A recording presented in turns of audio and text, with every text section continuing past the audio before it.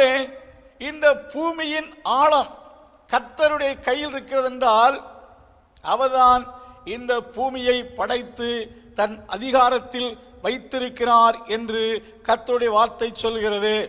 ஆண்டவர் பல பிளானட்ஸ்களை படைத்தார். அதிலே பூமி ஒன்று.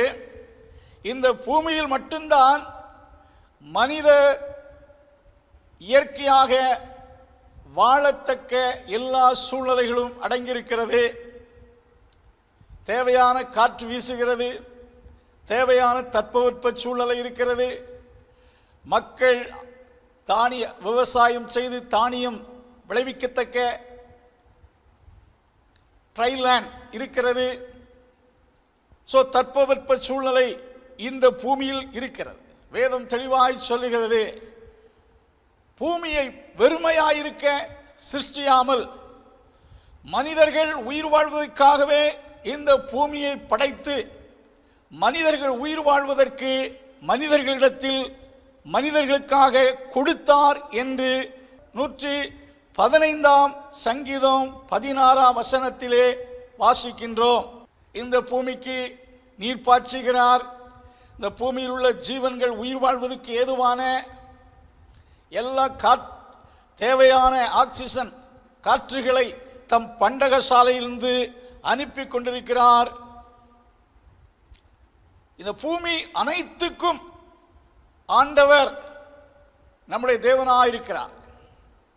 சங்கீதம் 47 அவர் பூமி அனைத்துக்கும் ராஜாவாக இருக்கிறார் என்றும், யோசுவாவின் புஸ்தகம் 3 அதிகாரத்திலே சர்வ பூமியின் ஆண்டவருடைய உடன்படிக்கை பற்றி, சர்வ பூமியின் ஆண்டவர் வசனம் விவிதமாய் சொல்லுகிறது. அவர் God is the Lord of all the earth. சர்வ பூமிக்கும் ஆண்டவர் என்று கர்த்தருடைய வார்த்தை சொல். இந்த அழகான பூமியை படைத்து இந்த பூமியின் ஆழங்களையும் பூமியையும் தம் கரத்திலே வைத்து தாங்கிக் கொண்டிருக்கிறார். ஏசாயாவிலே பூமியின் உருண்டையின் மேல் உருண்டையை தாங்கிக் கொண்டிருக்கிறார் என்று கர்த்தருடைய வார்த்தை சொல்கிறது. இவ்வளவு பெரிய இந்த பூமியை படைத்த தேவன் எவ்வளவு பெரியவர் என்று யோசித்து பாருங்கள். இதை படைப்பதற்கு நாம் ஒரு வீட்டை கட்ட வேண்டும் என்றால் எவ்வளவு பிளான் போடுகிறோம், எவ்வளவு கஷ்டப்படுகிறோம். ஆனால் இந்த பரந்த உலகத்தை, இந்த பெரிய பூமியை படைக்க தேவன் எந்த சிரமப்பட்டது கிடையாது. இந்த பூமியில் உயிர் வாழக்கூடிய அத்தனை மக்களுக்கும் தேவையான எல்லா ஆதாரத்தையும் பூமி உருவாக்கினதில் இருந்து அவர் கொடுத்து கொண்டே இருந்தாலும் குறையவில்லை. மக்கள் வாழ்வதற்கு அடிப்படை தேவையாகிய அனைத்தையும் மக்களுக்கு இலவசமாய் கர்த்தர் கொடுக்கத்தக்க காரியத்தை வைத்திருக்கிறார். பூமியின் ஆழங்கள், பூமி கர்த்தருடைய கையில் இருக்கிறது என்று சொல்லப்பட்டிருக்கிறது. இரண்டாவதாக நாம் பார்க்கின்றோம், பர்வதங்களின் உயரங்களும் அவருடையவைகள். பர்வதங்கள், இந்த பூமியிலே ஒவ்வொரு நாடுகளிலும் மிகவும் உயரமான பர்வதங்கள் இருக்கிறது. நம் கண்களை ஏறிட்டு பார்ப்போம் என்றால் மலை தொடர்ச்சிகளை பார்க்கிறோம். மலைகள் பல உயிரினங்கள் வாழ்வதற்கு வாழ்கின்றன. மரங்கள் செடிகள் வளர்கின்றன. சில உயரமான மலைகளை நாம் பார்க்கின்றோம். உலகத்தின் எல்லா பகுதிகளிலும் மலைகள் பர்வதங்கள் இருக்கின்றது. உலகத்திலேயே உயரமான சிகரம் எவரெஸ்ட் என்று நாம் அறிந்திருக்கின்றோம். இவைகளெல்லாம் உண்டாக்கினது யார்? இந்த பர்வதங்கள் தாங்கள் இருக்கிற இடத்தில் உறுதியாய் நிற்கத்தக்க அவைகளுக்கு பலன் கொடுத்து அதன் ஸ்தானத்திலே உருவேற்படுத்தினவர் யார்?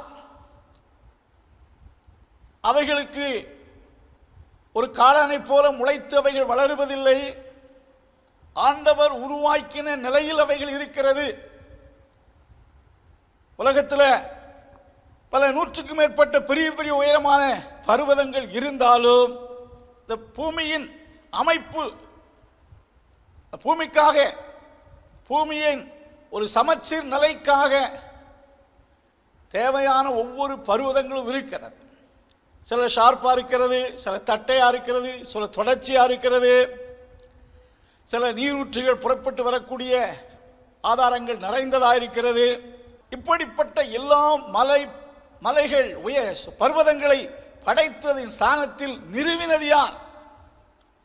தங்கள் தேசத்தில் இருக்கின்ற மலைப்பகுதியை தங்கள் இயற்கை பகுதி என்று சொல்லி அந்தந்த நாடுகள் உரிமை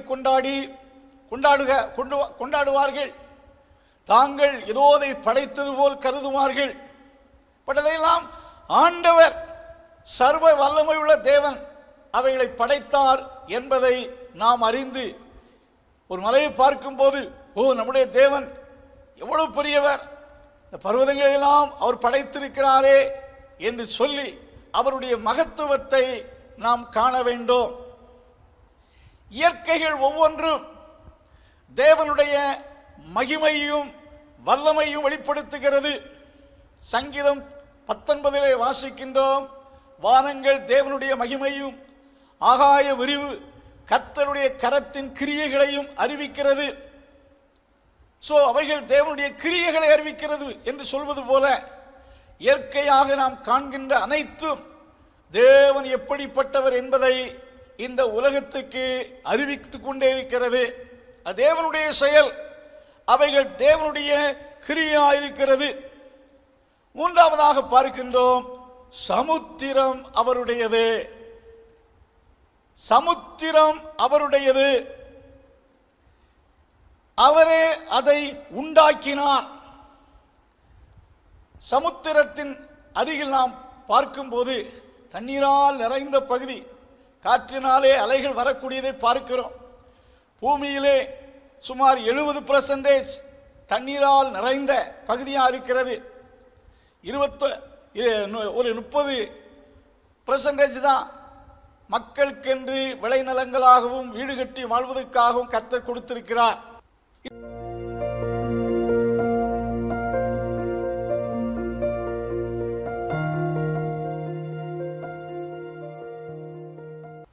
சர்வ வல்லமை உள்ள எங்கள் நல்ல தகப்பனே, இந்த நாளிலும் இந்த வசனத்தை கேட்ட யாவர் மீதும் உம்முடைய கிருபை உண்டாவதாக.